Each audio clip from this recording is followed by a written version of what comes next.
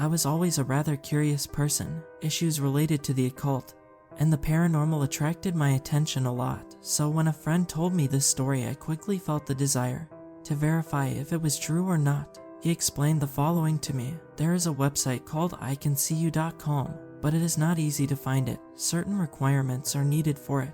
You must be completely alone, and you will only be able to access during Thursday night, starting at 10 o'clock. If you succeed, you will find something similar to a blog post detailing everything you are doing, as if you were being watched. The requirements were no problem. I fulfilled them all.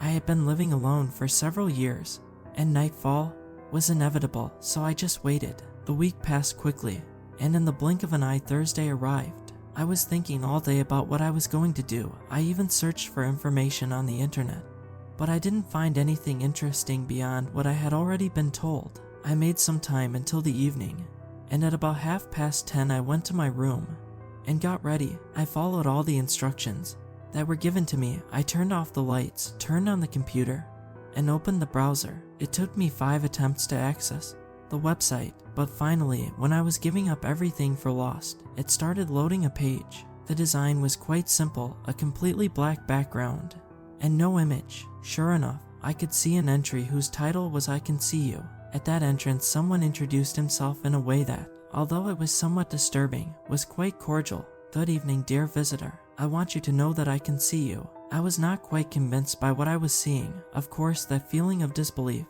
and skepticism soon faded away. Another small paragraph appeared in the entry. "You don't believe me, do you? You have a pretty big window next to your desk." Somewhat surprised, I looked out the window, but I couldn't see anything out of the ordinary. I could see my car parked, a couple sitting on a bench, and a girl walking her dog.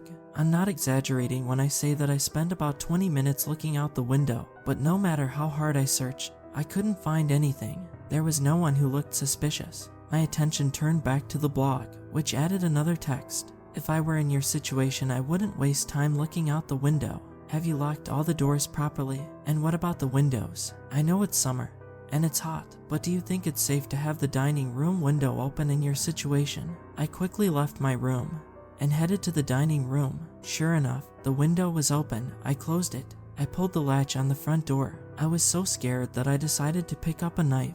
I went back into the room. This time I closed the door, and to feel safer I lowered the blind. A new message appeared. "I don't think that knife will be of any use to you." I was starting to get tired. What I felt was a mixture of fear and anger. I came up to the monitor and shouted, "Screw you." I set out to close the page, but it was impossible for me. No matter how hard I pressed the button, it didn't react. I tried to leave the page, but neither the mouse nor the keyboard would respond. "Come on, don't go so fast. The fun hasn't started yet." Desperate, I opted for the simplest measure, disconnecting the computer from the current.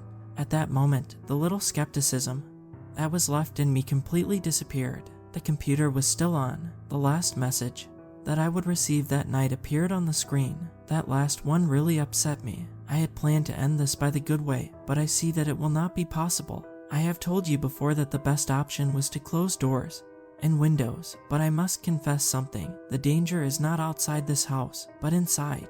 My heart was racing 1,000 times an hour, and I almost had a heart attack when I heard the closet door, located right behind me, slam open. I didn't want to turn around. I didn't want to look at what was hidden there. Curiosity played a trick on me. Through the corner of my eye, I saw how a contorted body fell from inside the closet. Gradually, it began to incorporate. I looked away quickly. I didn't want to see his face. I didn't hear it move towards me. For some reason, it stayed still. I couldn't stop crying. The door was close to the closet. If I wanted to get out, I had to go through her side. A harsh voice said to me, "You're not going to try." Every hair on my body stood up.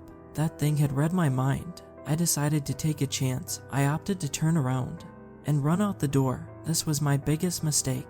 When I turned around, it was just inches away from me, staring at me. How could it move so fast? His face, damn it, his face, still gives me nightmares.